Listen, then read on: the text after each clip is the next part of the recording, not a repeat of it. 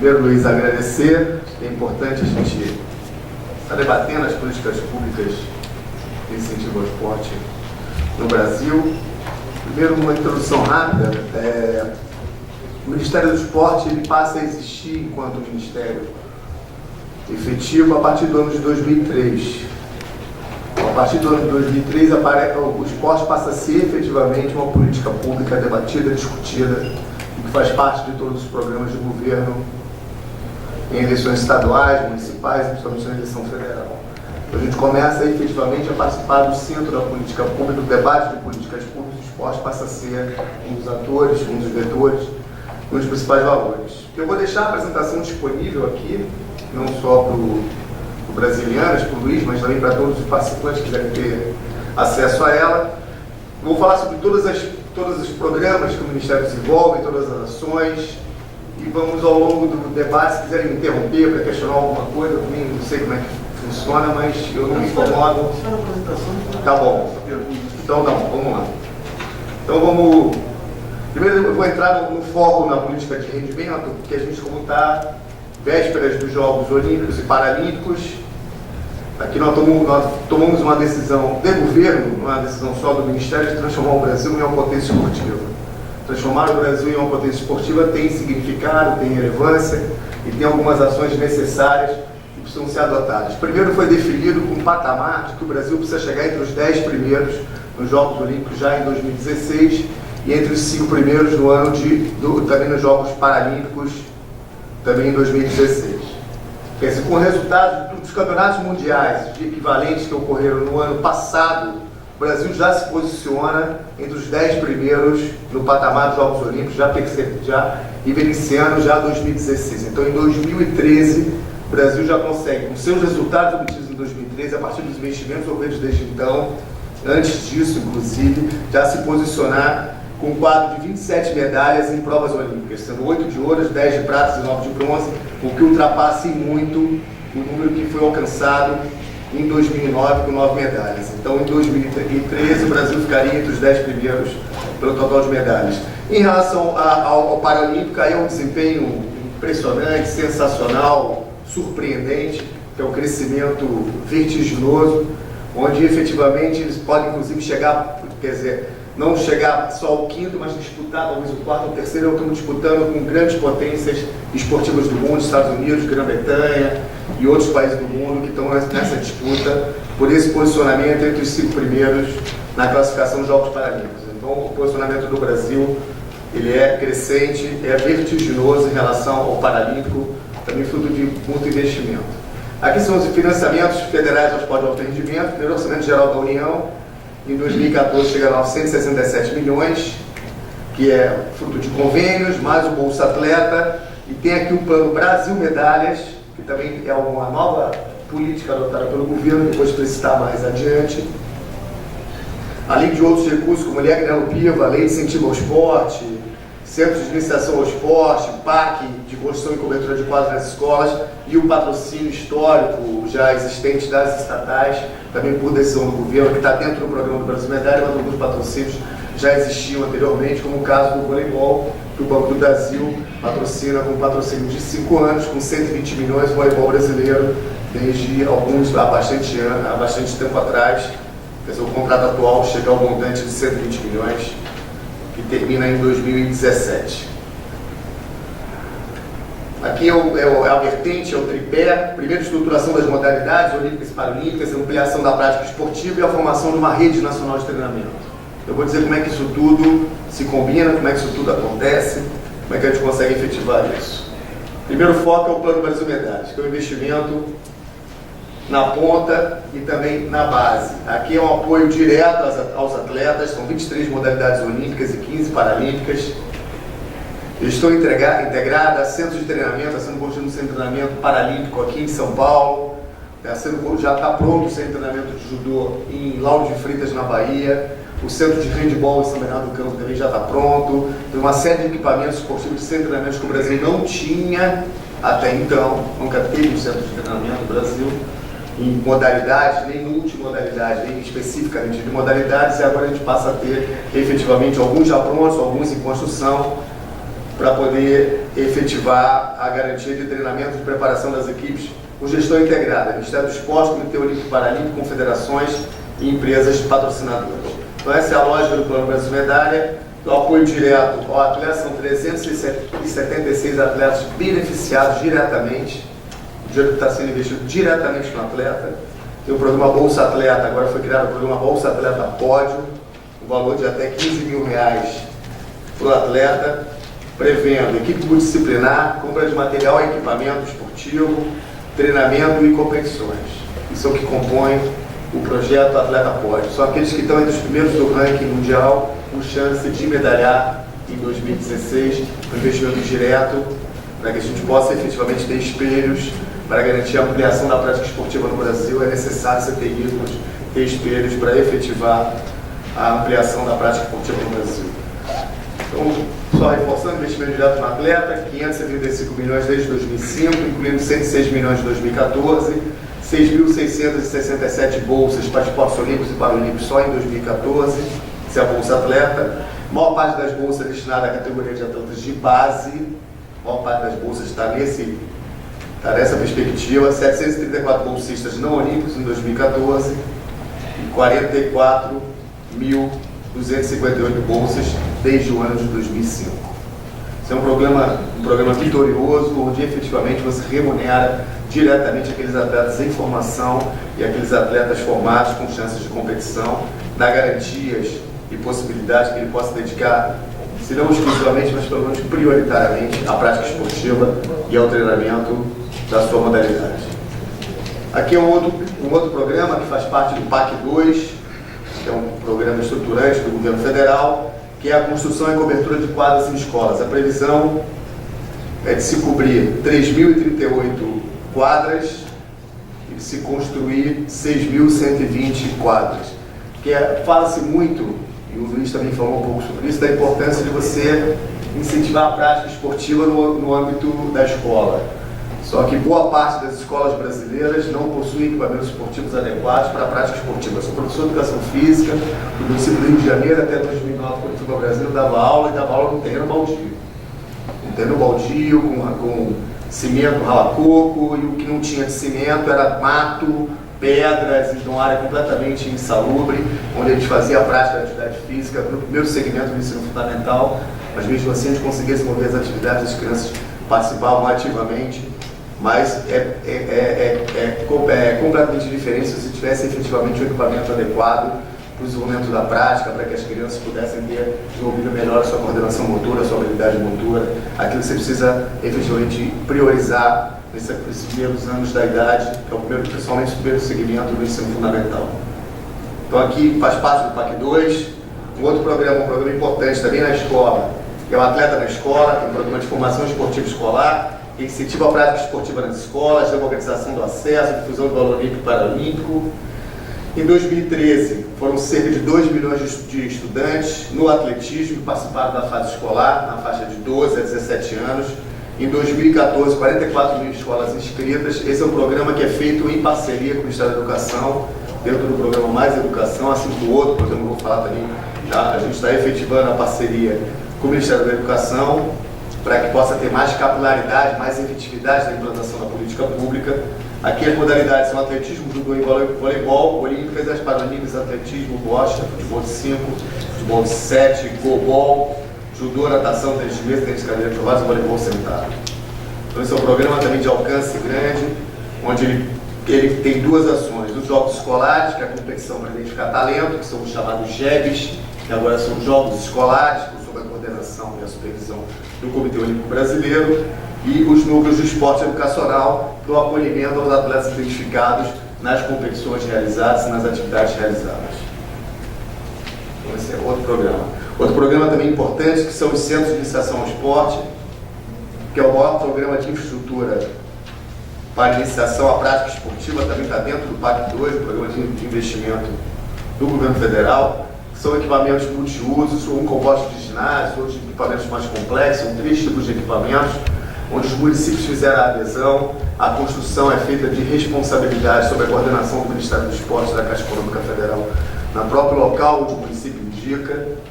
São 285 unidades em 263 municípios e em todas as unidades da federação. A distribuição é essa, como está no mapa: 8% das unidades no centro-oeste, 10% no norte, 13% no sul, 29% no nordeste e 40% no sudeste.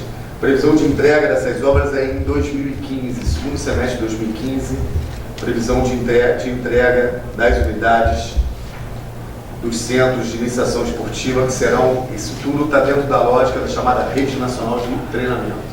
Você tem os centros de iniciação, tem os centros de treinamento de modalidades mais de alto rendimento, porque nem todo atleta, nem toda criança, nem todo adolescente vai chegar ao alto rendimento. Então a gente precisa trabalhar também toda a lógica de formação e prevendo também que ele possa ter a formação adequada para o incentivo à prática esportiva como rotina, como atividade rotineira da sua vida.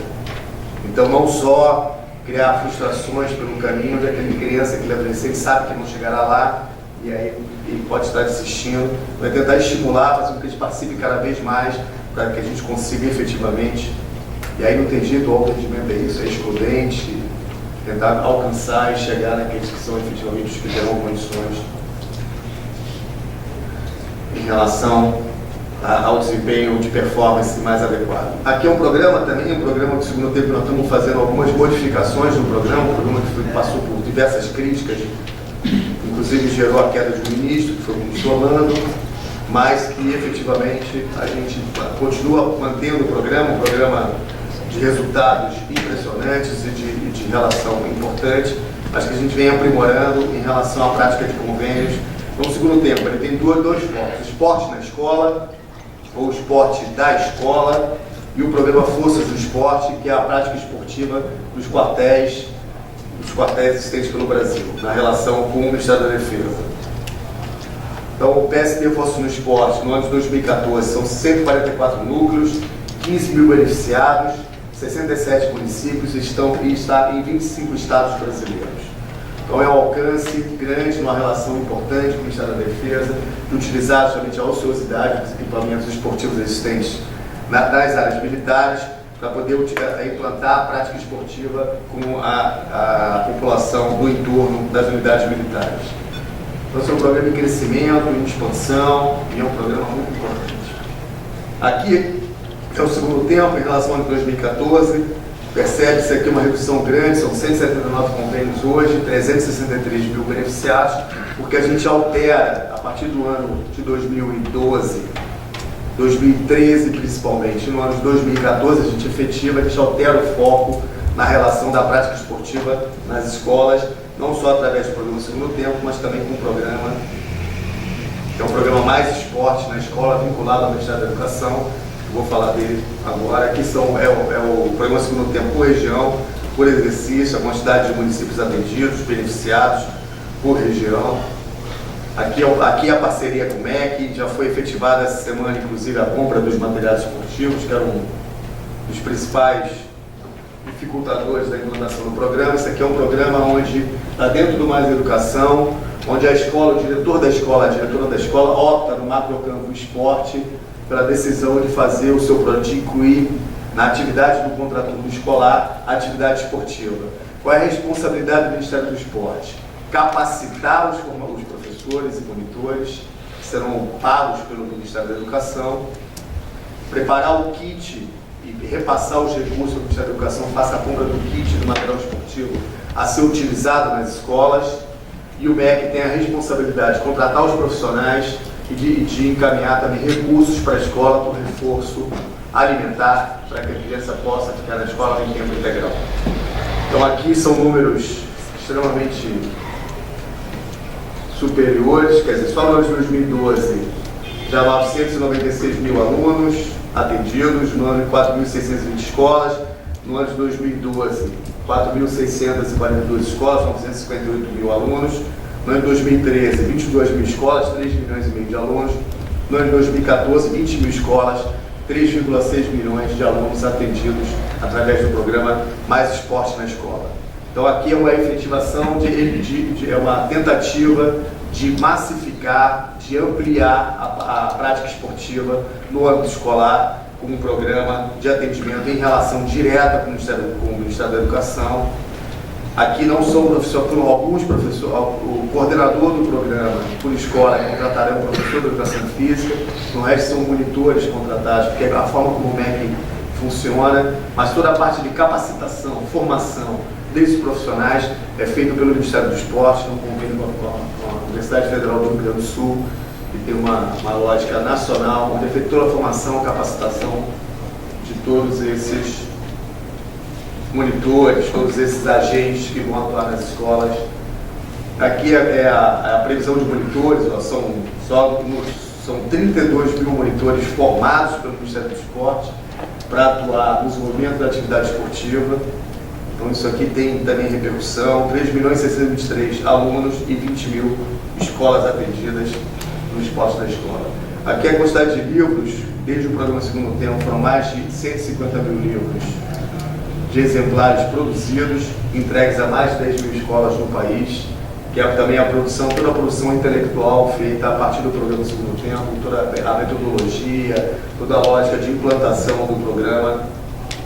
Nas escolas tem o PST Navegar, também o Recreio nas Férias, então tem uma série de publicações que tratam especificamente disso. Isso é outro programa também, no âmbito da Secretaria de Esporte, Lazer e Inclusão Social, que é o Esporte e Lazer da Cidade, que é o PELC.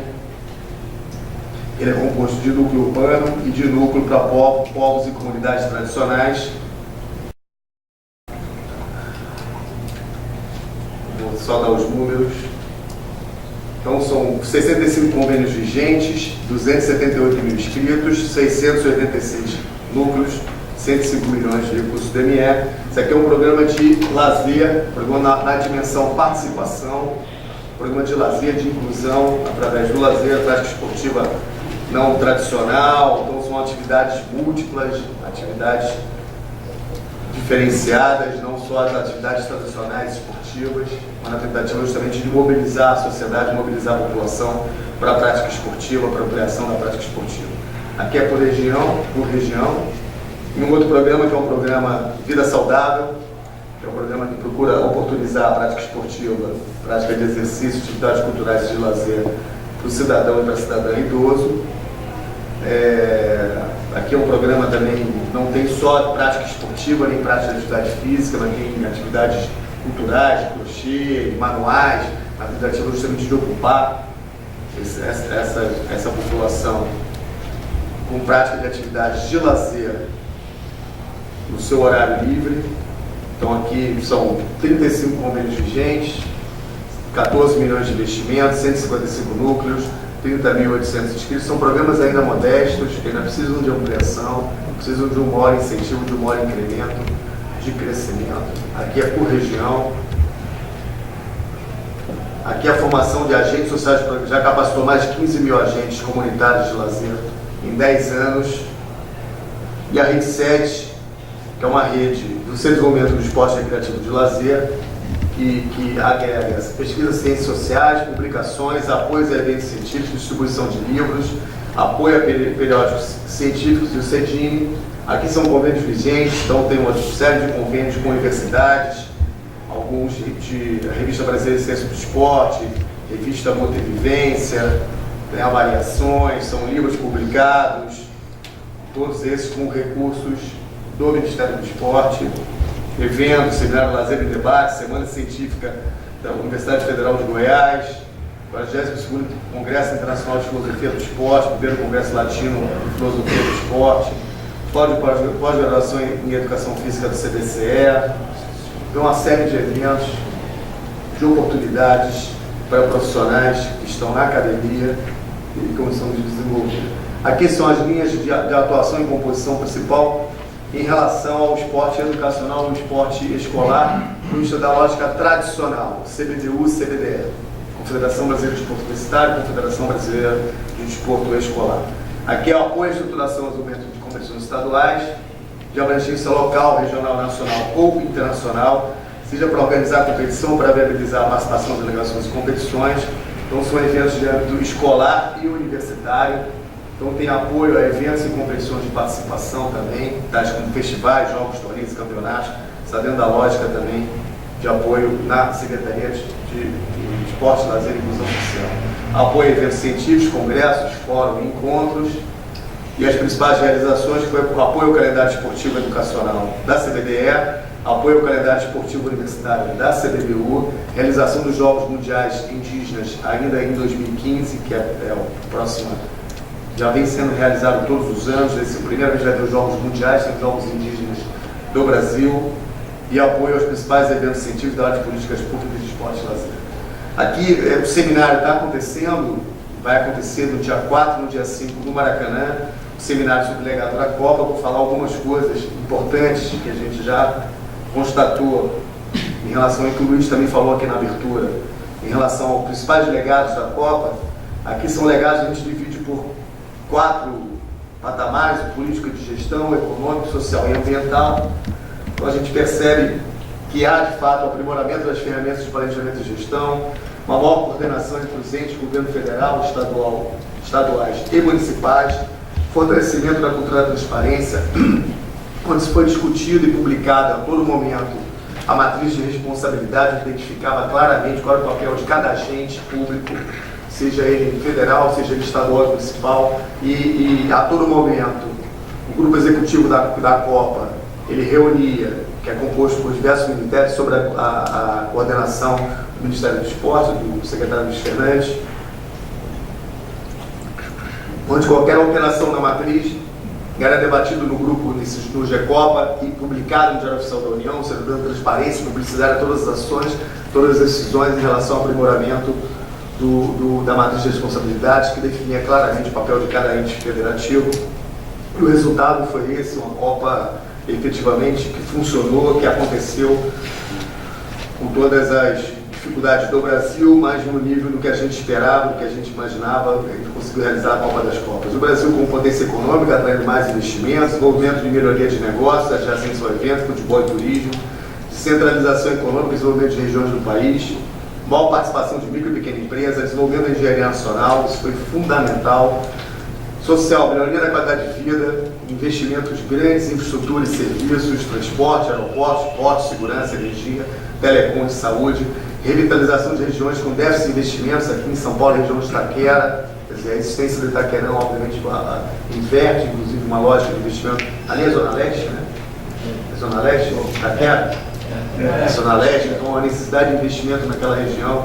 Eu sei que eu passei não me lembro que local, e vi umas placas, umas faixas da prefeitura do Fernando Haddad falando da necessidade. Não, eu estava numa solenidade.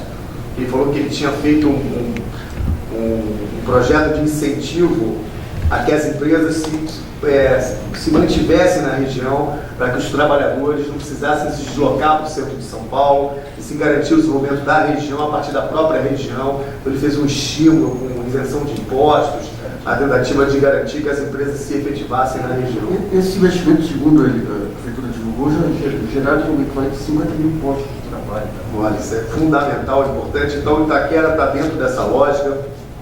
Promoção e desenvolvimento de regiões turísticas, maior oportunidade da população no mercado de trabalho, sentimento de união e identidade nacional. Isso foi a marca do Brasil nos Jogos da Copa, na Copa do Mundo. Implementação do ponto de vista ambiental, implementação e divulgação de tecnologias sustentáveis, todos os estádios com reuso da água, cobertura com placas solares, uso de biocombustível, valorização e promoção da biodiversidade, conscientização para a utilização de tecnologias sustentáveis e imagem do país sustentável, líder em questões ambientais. Esses são os principais marcos que ficaram como legado da Copa. E aí os benefícios intangíveis são os impactos positivos, que é a valorização da cidadania, diversidade racial, étnica e cultural, fortalecimento de valores e interações regionais, inclusão de egressos do sistema carcerário, mulheres e deficientes, mudança na imagem brasileira no exterior. Lógico que as principais pesquisas depois da Copa perguntavam para os estrangeiros se eles voltariam ao Brasil. 90% não voltam ao Brasil, porque o que eu vi do Brasil me impressionou, então eu quero voltar ao Brasil como turista, ou para efetivamente negócio, ou outras situações. Então, maior disposição de produtos e serviços, maior potencial do potencial turístico do país, salto de qualidade de serviço turístico, melhoria da qualidade de serviço, novos polos de vetores de desenvolvimento, desenvolvimento da engenharia nacional e aprimoramento dos controles da gestão pública e fortalecimento da transparência. Esses são aspectos fundamentais que saíram da Copa do Mundo. Vou falar um pouco do que eu trata no Ministério do Esporte, que é da Lei de Incentivo ao Esporte, que também é uma ferramenta foi um anseio da comunidade esportiva de décadas, mais de 20 anos, desde a existência da Lei Sarney e de Lei Rouanet, já fazem quase 25 anos, desde a Lei Sarney e pela Lei Rouanet, que a cultura tem esse tipo de apoio. O esporte sempre reivindicou e conseguiu em 2006 aprovar a lei, em 2007 ter ela regulamentada, e desde então ela vem funcionando com mais de R$1 bilhão investido no esporte de 2007 até o ano de 2013. Estamos nem considerando aí no ano de 2014, que a captação se dá efetivamente no ano de dezembro, no mês de dezembro. Então a gente ainda está no patamar de 90 milhões esse ano, mas vai chegar a 250. Então, projetos apresentados por manifestação, a gente recebe a maior parte de projetos na manifestação rendimento, que esse é o que vem da sociedade. O papel na lei de incentivo nosso é de analisar tudo que chega. Aqui são os projetos autorizados a iniciar a execução, 283 só no ano de 2013, projetos que iniciaram a execução com recurso captado, 28% são arquivados em execução dos projetos publicados, mas a efetivação da captação está em torno, em média, de 30% daquilo que foi autorizado para aquilo que efetivamente é captado, mas essa média histórica não é só nossa do esporte, é a mesma média histórica da Rouanet. Em 2013 foram investidos 229 milhões por meio da lei, aproximadamente 702 mil pessoas. Isso aqui é evolução, também é uma evolução crescente. A gente começa o ano de 2007 com 50 milhões de reais, chega ao ano de 2013, o melhor ano da lei, a 229 milhões de reais de captação em projetos esportivos variados. Não tem só, obviamente que há uma concentração em projetos de rendimento, porque a origem do recurso é pública, mas a destinação do recurso é privada. Quem decide que projeto apoia é a empresa. Inclusive, vou falar disso no final. São algumas coisas que nós estamos pensando em relação à prorrogação da lei, que a lei vai até dezembro de 2015. Nós vamos tratar desde já da sua prorrogação. Aqui são os proponentes que efetivam a captação, 349 no ano de 2013. Proponentes conseguiram efetivar a captação. Aqui é para enfrentar alguns mitos que tem jornalista que diz que o recurso da lei de incentivo está indo todo para o futebol. 3% dos 229 milhões captados no ano de 2013 são relacionados a clubes de futebol. 14% a clubes sociais, 17% a confederações, 6% a federações. A outra boa parte dos recursos está sendo destinado para a ONG, o CIP, Instituto, associação, de ex-atletas ou não. Então o recurso não está indo para o sistema confederativo, para o sistema esportivo brasileiro, não está indo para clube de futebol. Esse dinheiro está sendo distribuído de forma equânime ou de forma mais ampla. Equânime não, porque nós temos uma desigualdade no Brasil, né? A lei de incentivo vai enfrentar isso. Mas a gente percebe que há um movimento efetivo das organizações sociais de conseguirem efetivar, apresentar projetos com condições de aprovação e efetivar a captação. Aqui a captação por região, há uma concentração no Sudeste, natural. Estamos falando de onde está concentrado o PIB brasileiro. O de 16%, CBDC 83%, 90% Rio e São Paulo, excluindo Minas e o Espírito Santo, 10% no Sul. Mas o que a gente tem já é que das 27 unidades da federação, todas têm projetos não só aprovados, como captados. Então a lei ela está nacionalizada, com uma concentração óbvia no Sudeste. E há uma concentração também na manifestação de rendimento em relação à captação. Não só em relação ao que chega, mas em relação ao que é efetivado. Porque, como eu disse, quem decide que projeto apoia são as empresas. Portanto, a gente está pensando na renovação da lei em 3 questões que nós consideramos centrais. Uma é tornar a lei permanente, ela não ter prazo efetivo de funcionamento. O segundo é aumentar o percentual. O percentual hoje é 1%. O percentual de 1% ele é inibidor. Algumas empresas não participam, não apoiam projetos esportivos porque consideram um valor pequeno. Então a gente precisa enfrentar o aumento do percentual. Ou vai para 2, ou vai para 3, ou vai para 4, sem precisar efetivamente concorrer com a Rouanet, que era o projeto original. 4 concorrendo com a Rouanet, porque a Rouanet a gente não consegue, com a cultura, ter uma relação muito tranquila em relação a essa concorrência. Então é melhor cada um ter o seu pedacinho, cada um ter a sua parte, a sua participação, para garantir a efetivação. E segundo, que esse é o central, o estruturante, é criar um fundo setorial vinculado à lei de incentivo ao esporte, onde esse fundo seria constituído de recursos advindos da lei, ou seja, projetos que encerram a execução, tem sobra de recursos nos projetos, eles hoje são recolhidos para o Tesouro, esses recursos podem ser transferidos para o fundo. Projetos que não conseguem captar os 20% necessários para iniciar a execução e acabam o prazo de captação, esses são recursos que podem ser encaminhados para o fundo, e definir um percentual dos projetos, a deixar no plano de trabalho, do que as empresas depositarem em projetos esportivos para constituir o fundo. 5 a 10% do valor do depósito da empresa seria para constituir o fundo. O fundo serviria especificamente para atender a chamamentos públicos, com editais específicos. Tem gente que defende, inclusive, que exclusivamente projetos da manifestação educacional na região norte, nordeste e centro-oeste do Brasil. Então, esse é um debate, mas a tendência é de nós irmos para esse caminho. Projetos educacionais, norte e nordeste do Brasil, onde no chamamento público se define o valor máximo, quantidade de beneficiários, perfil de projeto, para que as entidades possam se organizar e participar do chamamento público e a gente conseguir ampliar o alcance dos recursos da Lei de Incentivo ao Esporte, não só no Sudeste, mas no Brasil como um todo, e atendendo uma necessidade de investimento das regiões mais carentes do Brasil. Aqui são as modalidades que mais captam, apesar do clube de futebol representar 3%, mas o futebol de campo ainda é a modalidade mais escolhida. Eu estou falando até de projetos educacionais relacionados a futebol de campo, porque nós estamos falando da modalidade que é a paixão nacional, que é o futebol.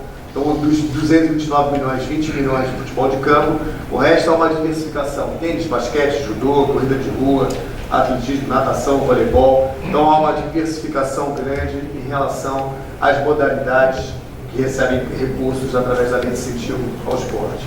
Aqui a evolução de patrocinadores, a gente tem um número grande de pessoas jurídicas, chega a aproximadamente 1.500 pessoas jurídicas que já apoiam projetos esportivos através da lei, mas a gente tomou a decisão no ano de 2011 e efetivamos no ano de 2012 de começar a trabalhar e priorizar o atendimento de pessoas físicas, tentando juntar, junto com as empresas, realizar campanhas de endomarketing para incentivar os seus colaboradores, patrocinassem projetos também, a empresa adiantando recursos, os colaboradores patrocinando projetos.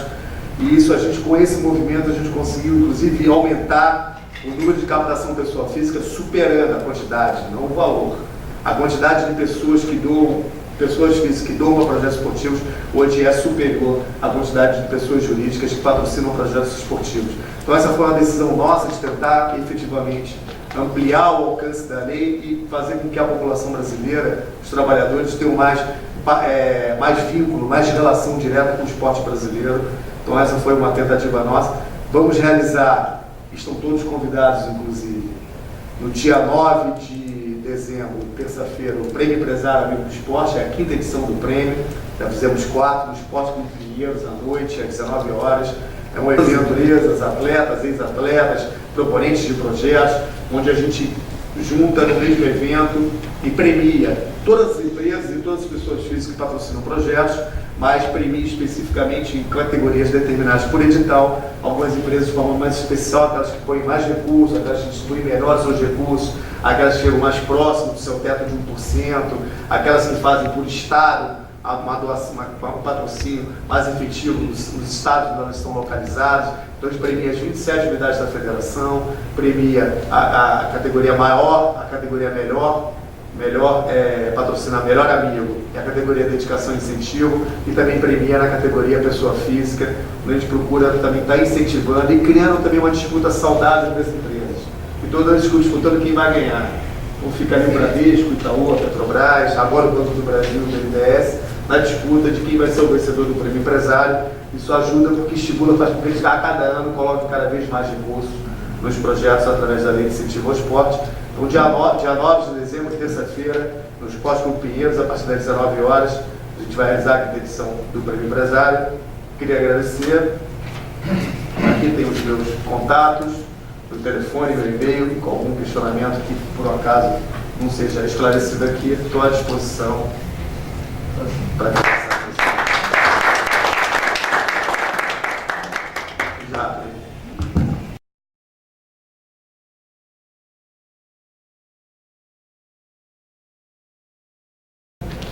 Não, uma dúvida minha. Os indicadores de acompanhamento, vocês têm uma pulverização de recursos em ONGs, escolas. Como que aqui você tem vários indicadores financeiros e quantidade de alunos aí.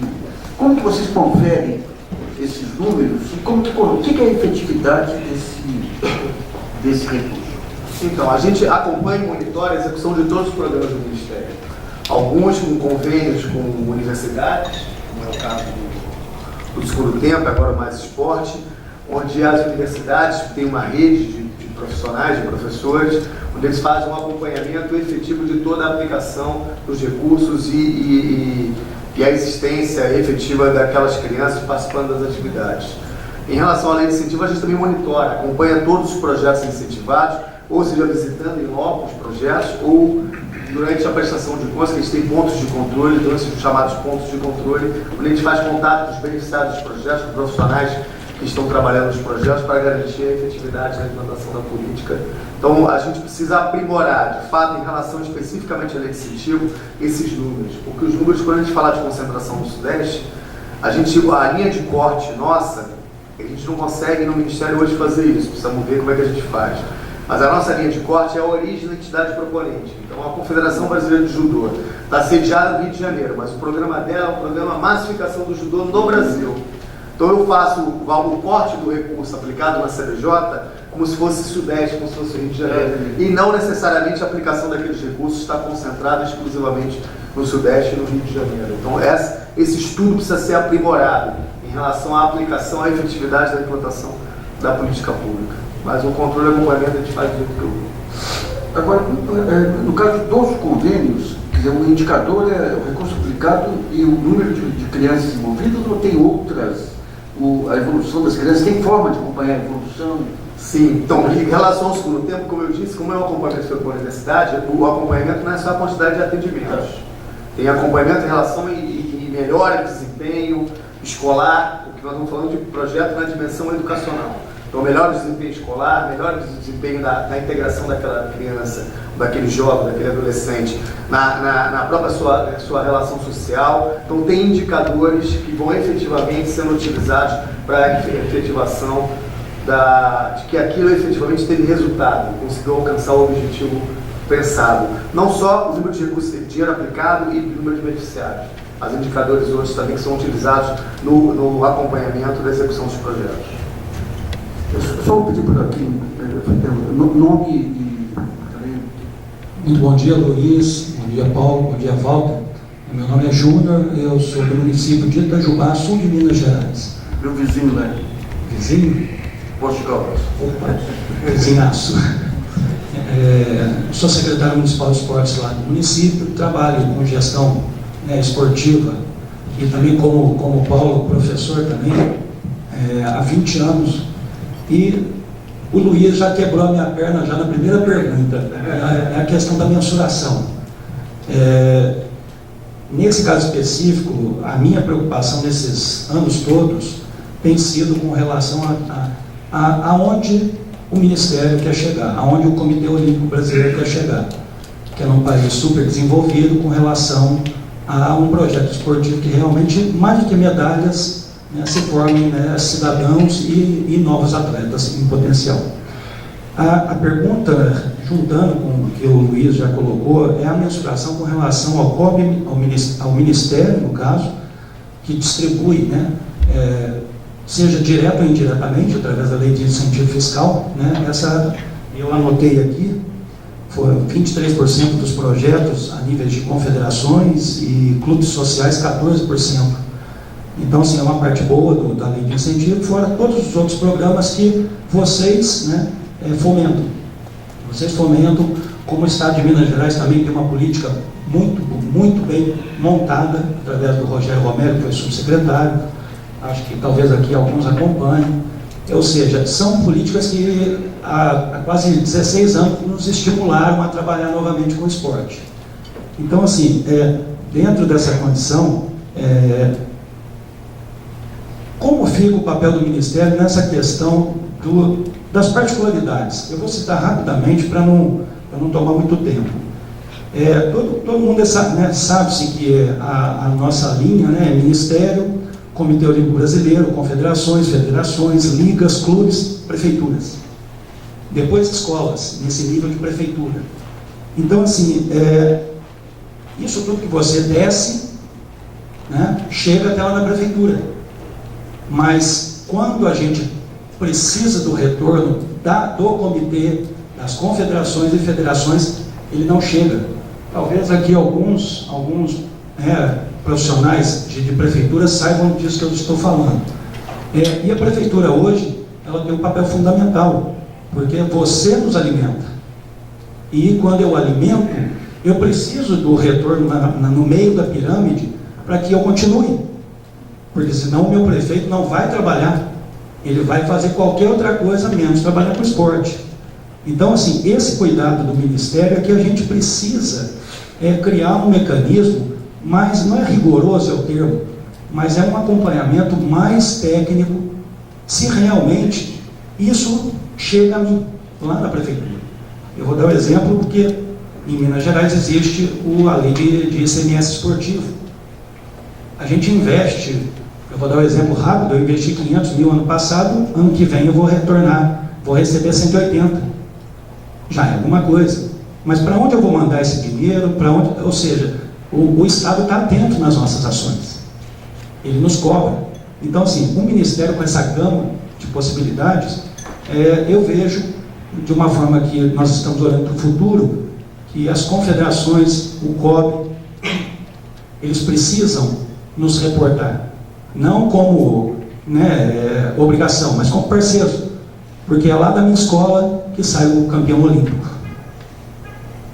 É do meu trabalho na prefeitura, sustentando, entre aspas, ou investindo no esporte de competição, que nascem os novos atletas. Então, assim, então é essa a situação. E é um pedido, eu já deixo aqui registrado. Nós comentamos muito na viagem. Há muitos anos, 20 anos, a gente fala a saúde e a educação são amarradas. Correto? Por que não o esporte? Porque não existia uma amarração a nível federal e estadual de um pacto federativo para que seja destinado a algo de concreto para os municípios. Dentro de toda essa mensuração que o Luiz já colocou na primeira pergunta e já foi no nervo. Então, é nessa expectativa que nós viemos para cá, de que nesse novo governo, um novo olhar em cima dessas ações que vocês estão fazendo pelo país todo. E que, infelizmente, aí é um testemunho de que não acontece. Nós não temos retorno das linhas médias dessa pirâmide. E isso está nos deixando cada vez mais longe do nosso compromisso. Eu acho que é um ponto importante também para salientar, é aquele negócio, quando você está discutindo esporte, quando o secretário vai em Brasília, ele representa a cidade perante o Brasil. Mas quando está na prefeitura, ele representa o esporte disputando com todas as outras secretarias. Então você está querendo uma visibilidade, que tem várias maneiras, né? Premiação, indicadores e tudo, para fortalecer o esporte. E daí eu aproveito essa última questão dele aí de saúde e educação, daí você roubou outra pergunta. Quando se fala em integração, a gente está falando aquele negócio do público-alvo, a educação é essencial para a saúde, era um elemento para a educação e até para a segurança também, porque o esporte é uma maneira de juntar as crianças aí para tirar de outras atividades. Ô Luiz, só um segundo, é só para comentar, você que é professor, Paulo, você falou do investimento a nível de jogos escolares, né? E hoje, pelo menos no estado de Minas, também existe esse avanço. Só que é uma brincadeira, assim, olhou-se o esporte escolar, mas esqueceu do professor. O professor, ele vai para a competição, mas ele tem outros empregos. Ele não tem diária, ele não tem algumas situações que facilitem para que ele seja o professor de equipes. Sem falar na questão da licenciatura e do bacharel, porque nós estamos falando de competição, né? Jogos escolares, é competição, no caso bacharelado. E o professor de escola é licenciado, licenciatura. Então existe ainda essas particularidades que devem ser colocadas em pauta nesses próximos 4 anos. Então, primeiro, o que é importante? A gente já realizou 3 conferências nacionais. as 3 conferências nacionais. A primeira tratou do Plano Nacional do Esporte. A segunda tratou efetivamente do Sistema Nacional do Esporte. A terceira tratou do Brasil em uma década, 10 pontos essenciais para o momento do Brasil em 10 anos. Então, são pilares numa tentativa de construir efetivamente esse chamado sistema. Nós precisamos também entender aqui como é que funciona. Saúde e educação, a saúde, o SUS, eles levaram algumas décadas e algumas conferências para transformar o SUS no que ele é hoje. Se não me engano, foi na 30ª Conferência da Saúde que eles conseguiram definir claramente o que era o SUS e definir os papéis e conseguir avançar. A gente realizou 3 conferências só, onde uma delas teve como tema sistema. A gente hoje peca porque a legislação que trata do esporte é uma lei criada na época do Pelé, que é chamada Lei Pelé, que é a chamada Lei do Esporte, que era uma lei voltada e focada exclusivamente, obviamente, para tratar de outros assuntos, mas o foco foi de tratar a questão do futebol. Então a lei foi montada. Então a Lei Nacional do Esporte hoje, ela tem como foco e como vertente central a definição do futebol. O futebol, no esporte, ele é uma coisa à parte. Não podemos tratar o futebol da mesma forma que a gente trata o esporte amador, que a gente trata os esportes olímpicos e paralímpicos. Então são coisas distintas. A gente precisa enfrentar essa questão legislativa assim também, para definir claramente qual é o papel de cada ente, que é isso que a gente conseguiu fazer na definição do trabalho da Copa.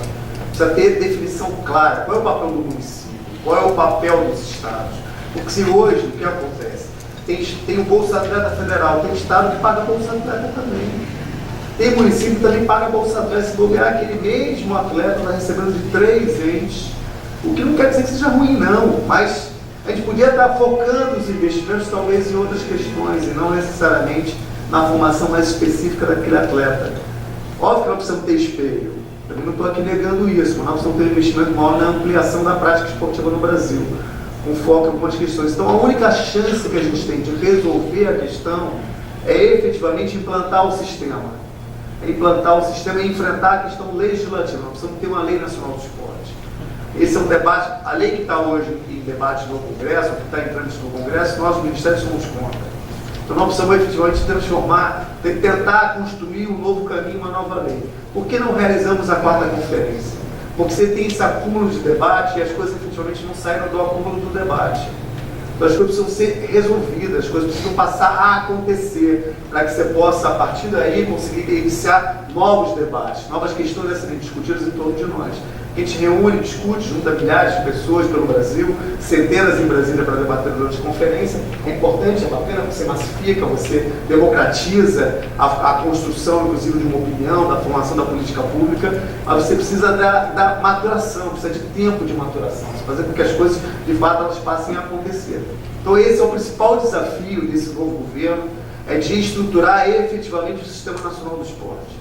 Definir um plano mais claramente, estruturar o sistema, com legislação específica para o esporte brasileiro.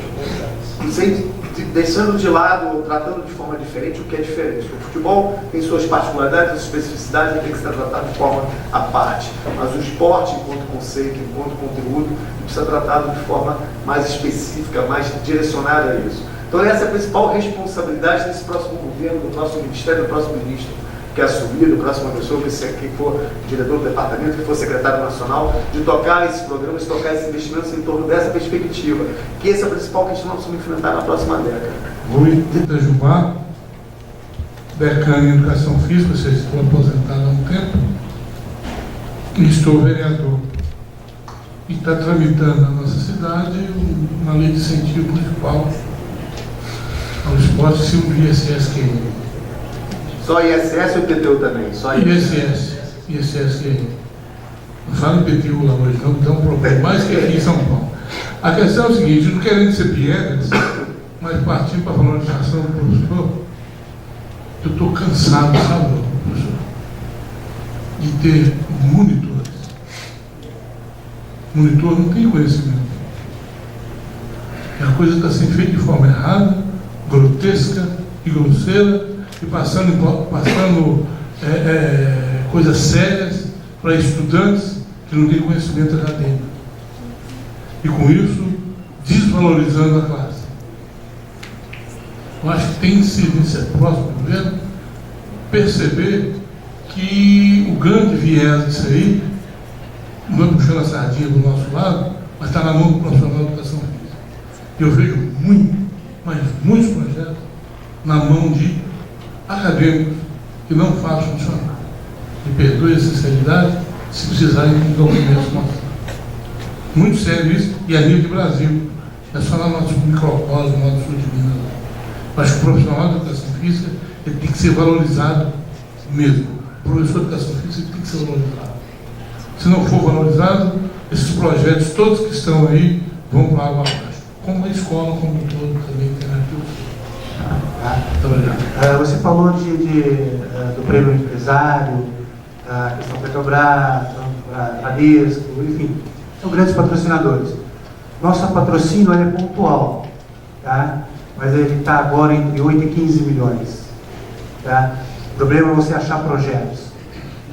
Uma coisa que me chamou a atenção é essa nova gestão a nível federal do esporte, como vai ser para o empresário que quer investir? Só que o nosso eixo de atuação é sul e sudeste. Como que vai ser a questão de tributação e isenção tributária se a gente está investindo maciçamente nessas duas regiões? Porque, de repente, o empresário vai investir em norte e nordeste. Não tem, assim, uma qualidade para nós investir no time, por exemplo, sem nenhum demérito do Pará. Ou um evento náutico, enfim, no Amazonas. Como que você está, qual que você é a abertura dos empresários que querem investir realmente em esporte? Então, a lei de incentivo é isso. É 1% do IR devido para qualquer pessoa jurídica tributada pelo lucro real. Ela precisa escolher um projeto esportivo chancelado pelo Ministério do Esporte, publicado no Diário Oficial da União, e apoiar o projeto. Ela tem isenção de 1%. Em vez de pagar 100% do imposto, ela vai pagar, em vez de o cálculo ser sobre 5%, vai ser sobre 99%, porque ela bate 1% do IR devido. Então, no caso de pessoa física, se ela tem a pagar, ela vai pagar menos. Se ela tem a receber, ela vai receber mais, porque não está sobre o valor do IR a pagar, mas sim do IR devido. Mesma conta para a pessoa jurídica. Então, um abatimento de 1%. Por que a gente, e hoje, 100% do valor aportado em projeto esportivo incentivado é abatido, diferente da Rouanet. A Rouanet tem faixas de gradação. Por que a gente prefere não enfrentar a questão da desigualdade regional com faixa de gradação? Porque a gente acha que esse ganho que o esporte teve de abatimento de 100% do valor incentivado, do valor aportado pelas empresas, ele é fundamental em ser mantido. Por isso a necessidade, e a gente está buscando isso, em priorizar a criação do fundo, para que você possa, com o fundo, aí não é um dinheiro, a empresa não vai depositar no fundo como faz hoje com fundos da infância. Os fundos da infância existem há décadas, seja no federal, seja nos estaduais e municipais. Eles captam por ano 64 milhões de reais. A lei de incentivo ao esporte existe há 7 anos, já chegou a 229 milhões de reais. Empresa quer apoiar projeto onde ela possa vincular a sua marca, onde ela possa efetivamente ter relação direta com o seu patrocinado, e não por dinheiro em fundo, porque o fundo é que decide para onde o dinheiro será aportado. Por isso que a gente não quer criar fundo com depósito de empresa no fundo, e sim taxar os projetos com um percentual. Hoje os projetos eles podem ter até 10% no limite de 100 mil reais, por um valor chamado elaboração e captação, que pode remunerar profissionais ou que elaboram os projetos ou que auxiliam na captação dos projetos das empresas. Essa alíquota, esse percentual já existe nos projetos hoje. Nossa ideia é criar uma outra linha, uma outra rubrica, uma outra linha de despesa, que seja um percentual do valor que a empresa patrocina e para o fundo, para constituir esse fundo para conseguir fazer a destinação. Mas o foco da sua empresa pode continuar sendo o Sudeste. Quem decide que projeto apoia, continua sendo a empresa. Não há em alto rendimento no projeto que ela tiver interesse. E a carteira de projetos na lei é enorme. Hoje você tem a possibilidade, entra na página do Ministério, entra depois Lei de Incentivo ao Esporte, tem lá como apoiar, como apoiar e como doar, como patrocinar e como doar. Tem até um simulador para a pessoa física do imposto de renda, para ela saber quanto ela pode aportar em projeto esportivo. Você clica, tem uma planilha, gera uma planilha em Excel com dados de todos os projetos que estão aptos à captação, com contato direto. Nós não queremos fazer intermediação, não. A relação da empresa é com o projeto, com o proponente. Eu não quero interferir na decisão da empresa. Nem é o nosso papel, o Ministério do Esporte, interferir na decisão da empresa. Até porque a decisão é de exclusividade dela. Então, todos esses dados estão disponíveis na página do Ministério. Você contactar, você pode questionar a nós, é o seguinte: você acha que é o caso, essa entidade é uma entidade séria? O que vocês acham do projeto deles e tal? Nós podemos auxiliar nisso. Na decisão da empresa, a partir do momento que ela tenha já algo a decidir. Olha, eu quero apoiar um projeto de futebol na região tal. Eu vou lhe dar todas as opções de projetos de futebol, caso vocês não consigam identificar na página do Ministério. Então, esse tipo de chamado direcionamento, a gente pode ajudar, contribuir para a empresa decida. Mas a decisão é da empresa. Então, você pode continuar investindo em rendimento, pode continuar investindo no Sudeste, em clubes de futebol, só precisa os projetos estarem aprovados na lei. E a gente está à disposição para auxiliar também, porque isso é importante, porque a lei ela tem um chamado trâmite prioritário para projetos que já têm cartas de interesse de patrocínio, chamada carta de intenção. Então a empresa tem interesse em patrocinar um determinado projeto, vai junto com o projeto uma carta, demonstrando o interesse da empresa em patrocinar aquele projeto. Esse projeto ele é tramitado mais sério no Ministério, ele é analisado de forma mais rápida.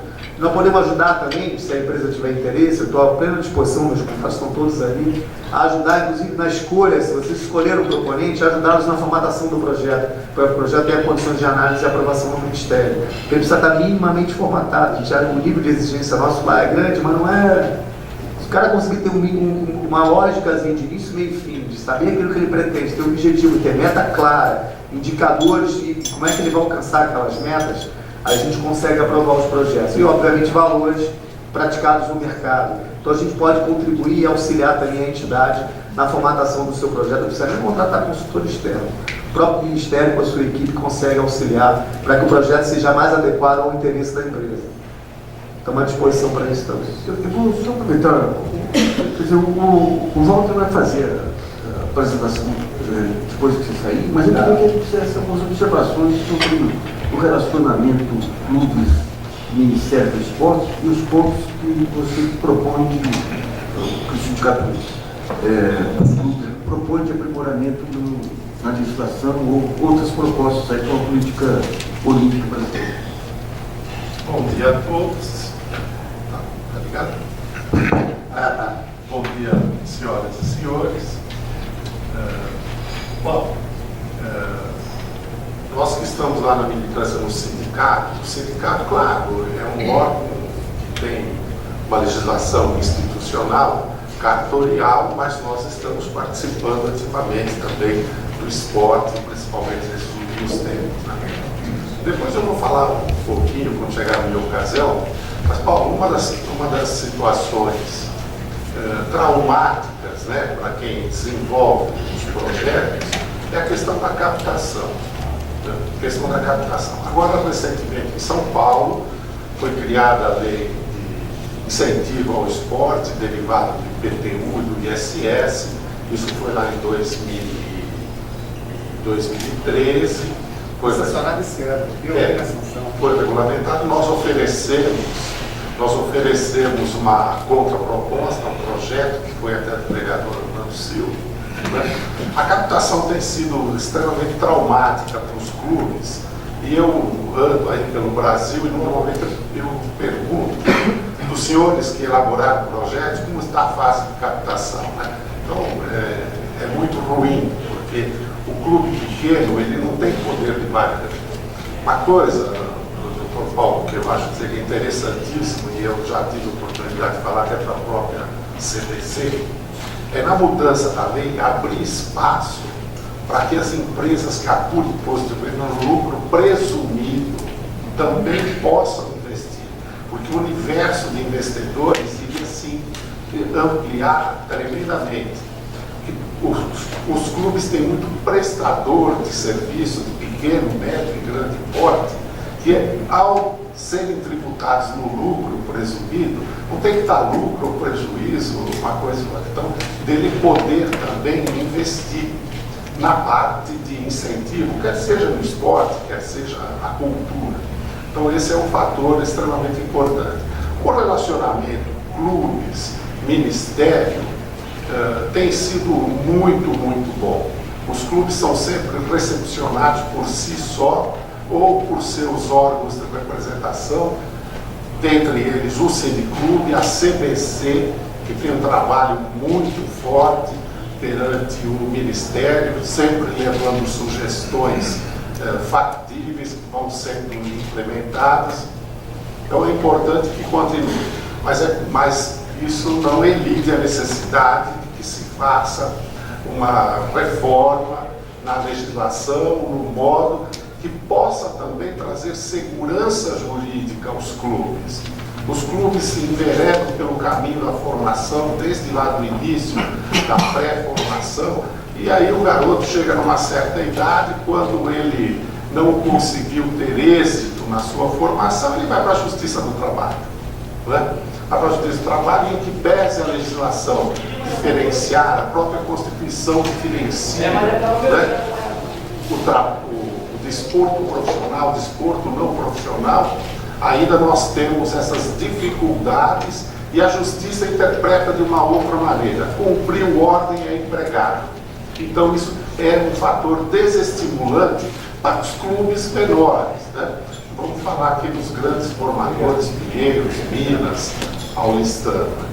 Mas em princípio, Luiz, é essa a minha observação. Posso comentar? Então, nós não temos no Ministério do Esporte nenhum óbice a opção do lucro presumido. Qual é a questão só?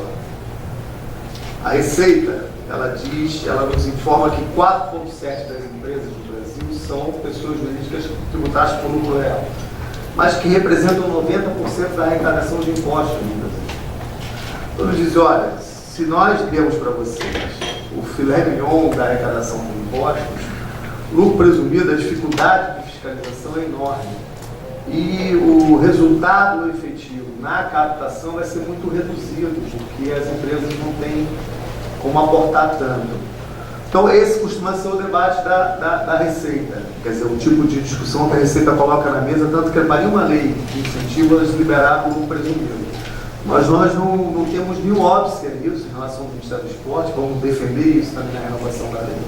Na tentativa de ampliar o alcance da lei, se a gente não conseguir aumentar o percentual, vamos ter que ampliar em alguns mecanismos. Também a possibilidade da pessoa física poder fazer, assim como o Fundo da Infância, no ajuste do imposto de renda, doação para projeto esportivo, que hoje os fundos da infância já autorizaram o limite de 3%, dos 6 autorizados pela pessoa física, até 3% ela pode fazer um ato de ajuste, decidir apoiar um fundo, e aí ela já faz a destinação com o próprio ato do ajuste e abate do IR devido dar o próprio ato do ajuste. Nossa ideia é fazer a mesma coisa em relação ao esporte, mas é um debate que não vamos precisar enfrentar com a Receita. A Receita costuma ser muito favorável à questão do lucro presumido, não.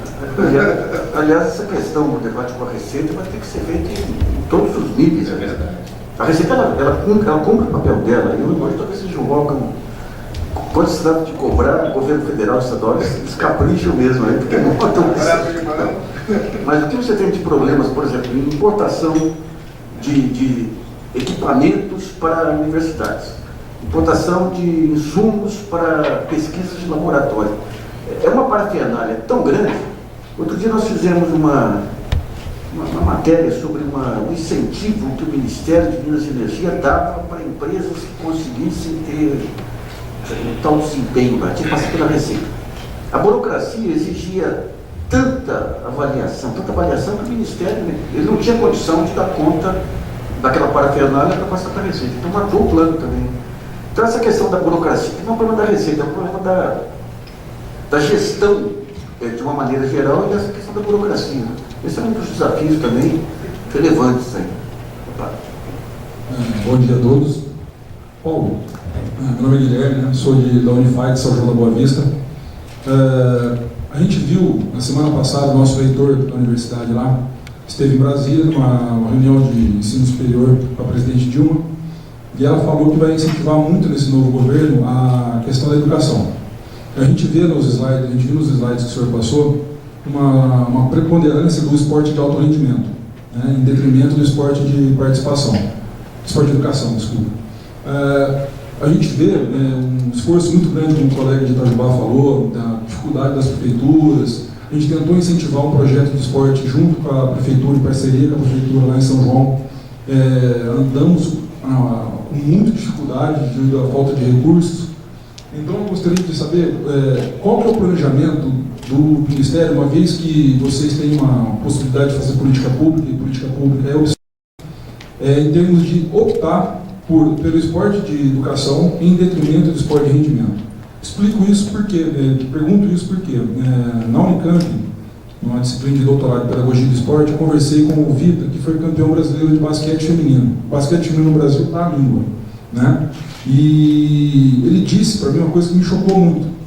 As atletas brasileiras não têm condição não de competir, de disputar com as atletas internacionais. Então, se a gente não investe em esporte educacional, que é a democratização do acesso, formação de qualidade, valorização do profissional de educação física, a gente não vai atingir o ideal olímpico de ter de ser uma nação olímpica. A gente está pensando, penso eu, que a gente está construindo a casa pelo telhado, né? Então, como que o Ministério pensa essa questão? Se ele tem interesse em priorizar as ações, os projetos educacionais via lei de incentivo do esporte ou mesmo políticas públicas à assistência da lei de incentivo, favorecendo, privilegiando o esporte educacional. Então, o Luiz falou isso no início dele também, na apresentação inicial. Nós temos um grande desafio em relação aos Jogos Olímpicos, fazer uma grande festa. Não adianta fazer só uma grande festa, nós precisamos participar da festa. Então o governo federal tomou uma decisão, nós precisamos participar da festa e precisamos garantir efetivamente que o Brasil tenha pódios na festa, para justificar, inclusive, uma quantidade de investimentos realizados. Quem é que achava antes que o Brasil ia ter o resultado que teve na Copa do Mundo, principalmente ser humilhado pela Alemanha naquele jogo fatídico de 7-1? Nunca. Ali o projeto foi sempre que o Brasil ia chegar à final da Copa. O projeto levava o Brasil para isso, nós apostamos nisso. Óbvio que investimentos no futebol não precisam de investimento do governo federal, do governo do estado, do governo do município. Raríssimas exceções. Mas não precisa desse tipo de investimento. Mas em relação aos Jogos Olímpicos e Paralímpicos, foi uma decisão do governo. Então, por isso, quando você vê na apresentação, um foco grande, sim, no Ministério do Esporte em relação ao esporte de alto rendimento. Mas a Constituição já diz claramente, a prioridade é o esporte educacional. Então, não tem jeito, nós precisamos voltar à nossa definição clássica e clara de que a prioridade é o esporte educacional. Passados os Jogos Olímpicos, nós temos um outro grande desafio, transformar o Brasil em potência esportiva e garantir que o Brasil, em sendo potência esportiva, ele possa ter uma atuação perene. Não adianta o Brasil chegar ao 10º em 2016 e voltar em 2020 para 20º, porque aí você efetivamente não deu resultado nenhum investimento realizado. Então precisa garantir com que esse investimento seja perene. O Brasil precisa fazer igual a Austrália fez. A Austrália, eles têm 6 ou 7 centros de treinamentos nacionais. O Brasil não tinha nenhum. Se não fosse a oportunidade dos Jogos de 2016, o Brasil não teria centros nacionais de treinamento. Então a oportunidade dos Jogos de 2016 precisam ser aproveitadas, porque é a garantia que a gente tem de que o desenvolvimento na base do esporte educacional, do esporte na escola, a gente vai conseguir enfrentar esse desafio no futuro, porque aquelas crianças e adolescentes que se destacam aqui precisam ir para algum lugar. Porque os clubes não conseguem absorver todos, os clubes absorvem parte desses atletas. Vocês precisam ter locais efetivamente de treinamento, os chamados centros de iniciação esportiva. Então está se tentando construir no Brasil uma lógica que o Brasil demorou décadas. O Brasil, a construção do esporte no Brasil é a origem portuguesa. Então a origem portuguesa é o centro e clube social, que tem sua relevância e sua importância, mas por si só não resolve. Porque todas as dificuldades que os clubes sociais enfrentam hoje no Brasil é grande, pouco sobrevive. Então, tem dificuldade de captação, mas o maior campeão de captação de projeto esportivo é o Pinheiros.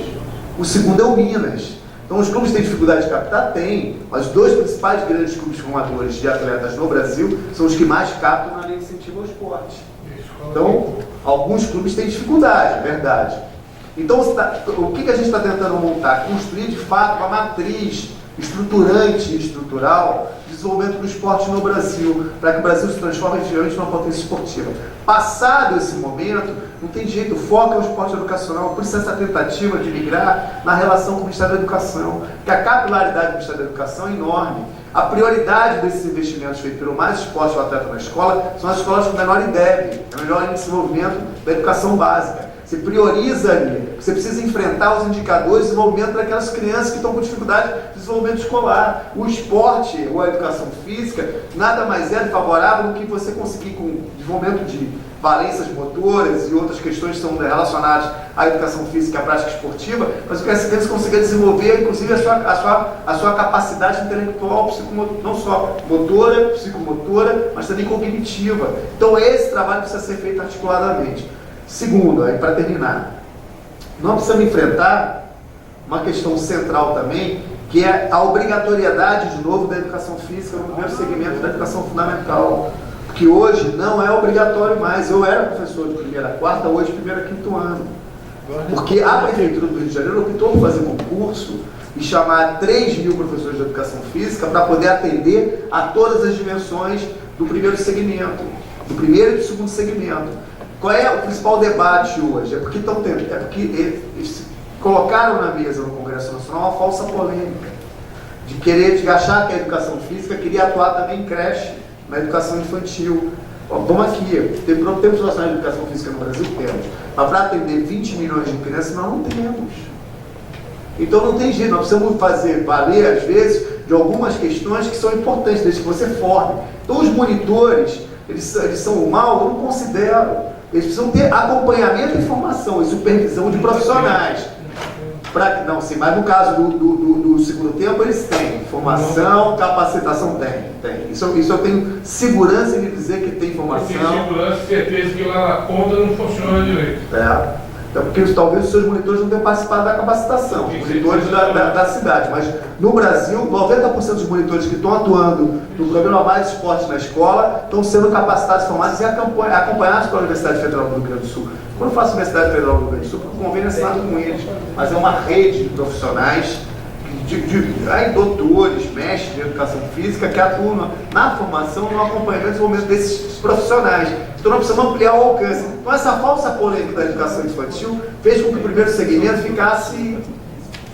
Então o que o próprio Confef está tomando como decisão? Abrir mão da educação infantil.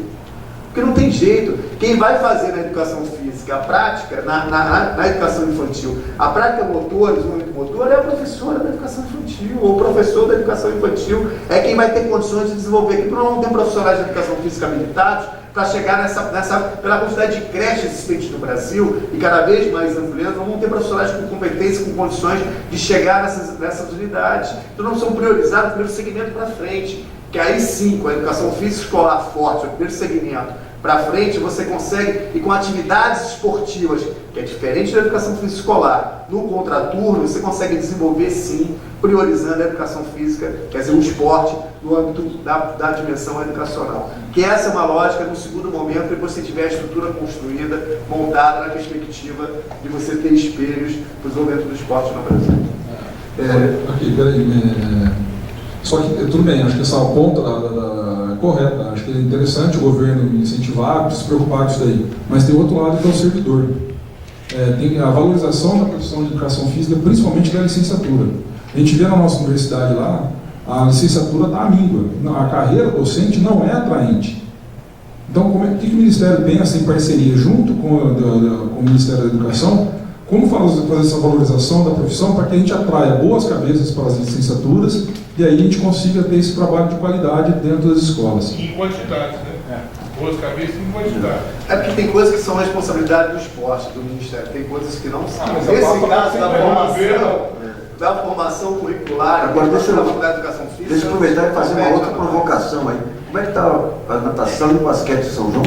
O basquete foi campeão brasileiro universitário. A natação, esse é um problema que a gente está lá no Unify, a gente está tentando. A natação tinha a Isabel Seguinte, o pessoal ótimo lá. Então, tem a Amanda Bacelar, que é uma menina que foi de destaque, ela veio para o Corinthians, e aí, uma menina de 16 anos acabou lutando. Qual que é a ideia nossa lá também da questão do esporte universitário? É incentivar o esporte universitário para fixar esses meninos, essas meninas lá, para que tenham o seu desenvolvimento completo.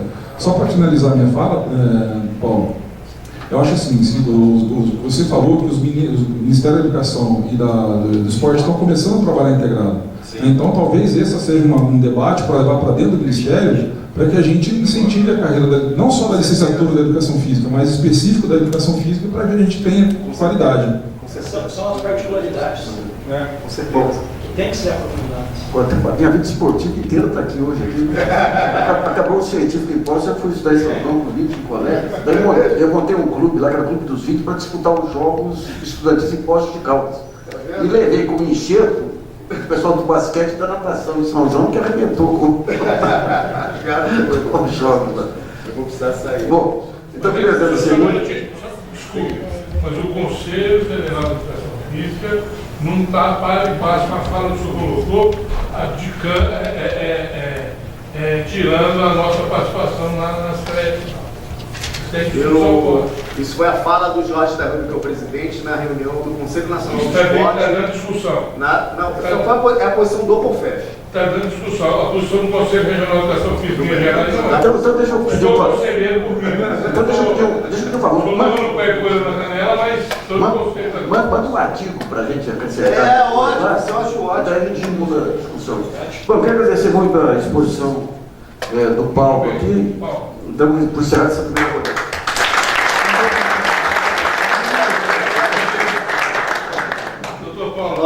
Tá bom. Eu queria agradecer, infelizmente, como eu tenho a reunião da Comissão Técnica Ordinária toda primeira terça-feira do mês, ela acontece hoje às 14h em Brasília. Eu já vou chegar atrasado, eu que presido a comissão. Então está lá o César Roberto, que é o presidente do Sindicato de São Paulo, é membro da comissão, já está em Brasília, deve estar louco porque eu estou em São Paulo e ele lá tendo que analisar o processo. E se ele chegar atrasado, vai sair manchete do jornal. Faltou o encontro passeando em São Paulo. Então, tem meus contatos todos, meus e-mails na apresentação. Fiquem à vontade, qualquer questionamento, qualquer questão, qualquer sugestão, que a gente possa estar aprimorando o nosso trabalho, porque é fundamental que a gente esteja escutando, esteja também participando de debates como esse. Queria agradecer ao Luiz pela oportunidade da gente poder estar debatendo um tema tão importante para o Brasil nesse momento atual, que é o esporte, que não se encerra essa fase de grandes eventos. Nós vamos ter depois, em 2019, em Brasília, a Universiade, que é a Olimpíada Universitária, que já está prevista para 2019 em Brasília. Então, nós entramos numa fase efetiva da realização dos principais grandes eventos esportivos do mundo e vamos ver se eles conseguem tirar proveito efetivo disso. Você continua? No desenvolvimento. Não sei nem se o ministro continua, está na cabeça da presidenta. Obrigado. Obrigado, pessoal. Tá bom.